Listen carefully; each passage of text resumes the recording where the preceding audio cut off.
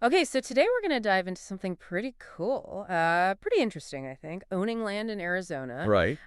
We've got some info here about Arizona Rancho, and it Uh, seems like it's about getting a piece of that, that iconic desert yeah. without, breaking the bank. Right, exactly. And for the listener, thinking about Yeah, this is about understanding, could this be a fit for me right. without getting bogged down in, every single detail? Sure. So we're going to try to pull out, like, what are the most important and interesting things Yeah. about Arizona Rancho for someone who, maybe wants more space or a different way of living? So let's just start with like the basics. Where is this? Oh, we're talking Navajo County, Arizona, Yeah. in the Painted Desert. Yeah. Just the name Painted Desert. I mean, It's evocative, right? it is, you think wide open spaces, you sing. Yeah, and the source really highlights that iconic painted desert as a backdrop. Uh-huh. And it talks about these endless horizons. Yeah. And it really seems to tap into that desire that some people have for, like, space. Right, yeah, just room to breathe. Yeah, room to breathe, and that connection to, like, a really dramatic natural environment. Yeah, and I mean, you think of those like mesas, those colorful mesas in the skies. Yeah, the huge skies, amazing sunsets. Yeah, and the stargazing must be incredible out there. Oh, yeah, unmatched. Yeah, with that low light pollution. Exactly.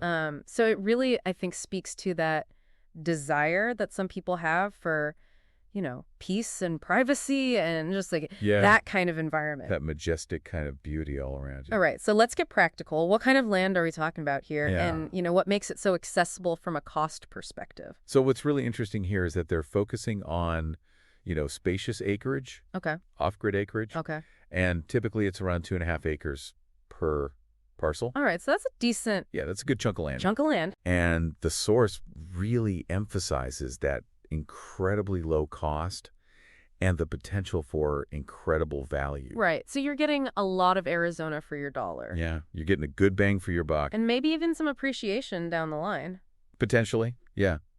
So I guess that price point really comes down to, the fact that it's off-grid. Yeah, that's a big part of it. And, maybe some of the regulations or lack thereof in Navajo County. Right. And that's a trade-off, right? You Sure. get these big cost savings, but it means you got to approach things like utilities and development a little differently. Right. Okay, so it sounds like there's a lot of flexibility in what you can actually do with the property. Oh, yeah. The material mentions lenient zoning, so you can have different types of homes out there. Yeah, absolutely. So because the zoning is more lenient, you can have traditional houses, Right. manufactured homes. Uh-huh. You can even look at smaller footprint, things like mobile units Right. or off-grid tiny houses, which you might not be able to do in other areas Yeah. that have stricter rules. And then no HOA. Yeah, which is huge. So you really can do what you want with the property. Yeah, you got a lot more freedom to develop it the way you want. And then the other thing that really stands out is the low carrying costs. Oh, yeah, incredibly They low. mention around $10 a year in property taxes. $10 a year. And no HOA dues, of course. So that really lowers the barrier to entry for owning land. $10 a year. That's amazing. Yeah, it's pretty incredible. So it's affordable to buy,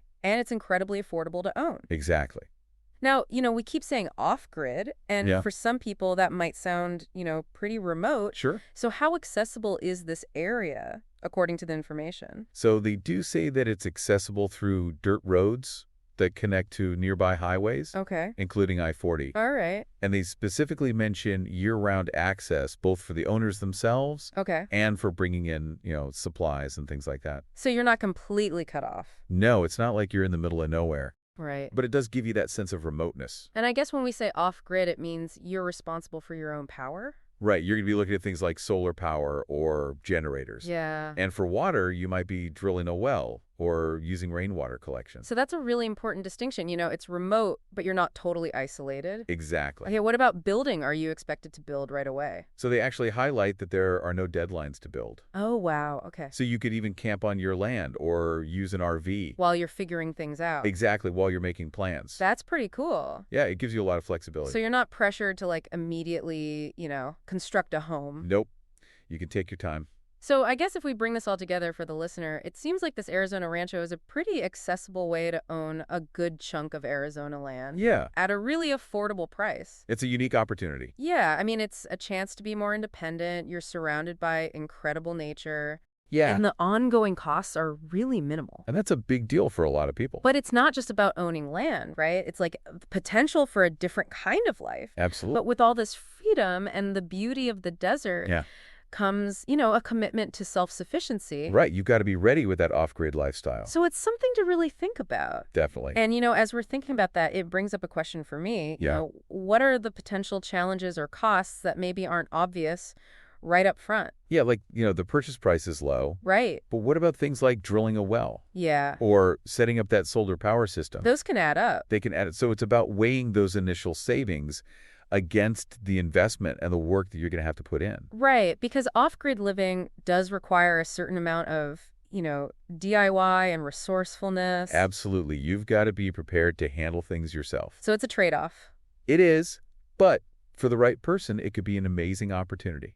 Absolutely. All right, so here's a final thought for you listening out there. Okay. What possibilities would owning a piece of the Arizona desert unlock for you?